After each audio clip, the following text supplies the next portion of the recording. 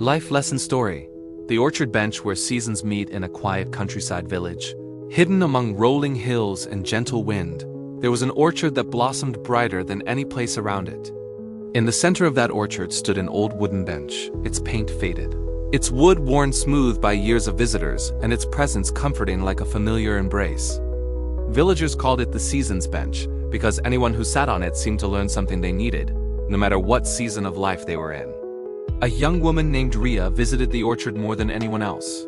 She was in her late 20s, hardworking, hopeful, and endlessly tired. Life felt like a series of expectations she couldn't meet at work, at home, within herself.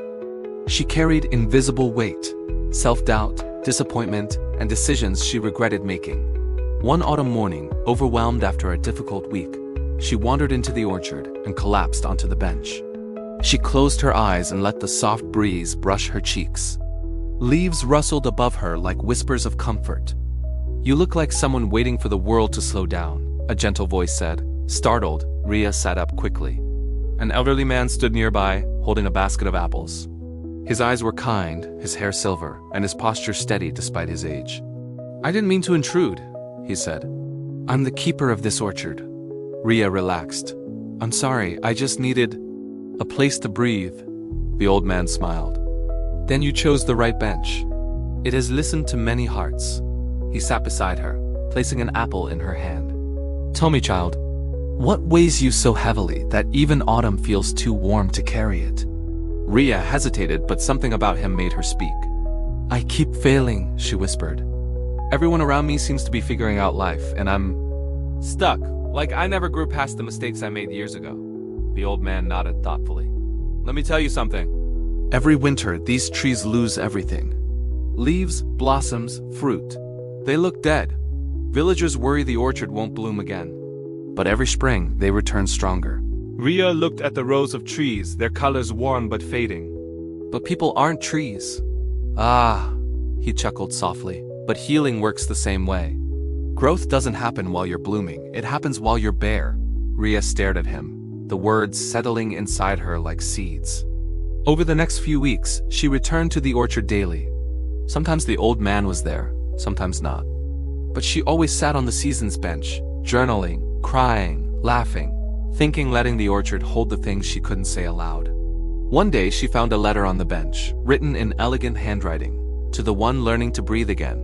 "Do not fear seasons of stillness. The tree is not failing when it stops blooming. It is storing strength to rise again. Your friend of the orchard." Ria pressed the letter to her chest. Winter arrived early that year. The orchard grew quiet beneath a blanket of frost. Ria continued visiting, wrapped in scarves and coats. The old man didn't appear again, but the bench remained a loyal companion. One snowy morning, she brought a thermos of herbal tea and sat down. As she sipped, she noticed a small plaque at the bench's base, half covered by snow. Brushing it clean, she read, "In loving memory of Elias, the keeper of the seasons, who taught us all to begin again." Her breath caught. Elias, the old man. A gentle sorrow washed over her, but beneath it warmth. Understanding. He had known his time was short, yet he spent it teaching strangers how to live again. A figure approached from the path. It was a woman in her 40s, carrying a wreath of winter flowers. "You met my father," she said softly, noticing Ria's expression.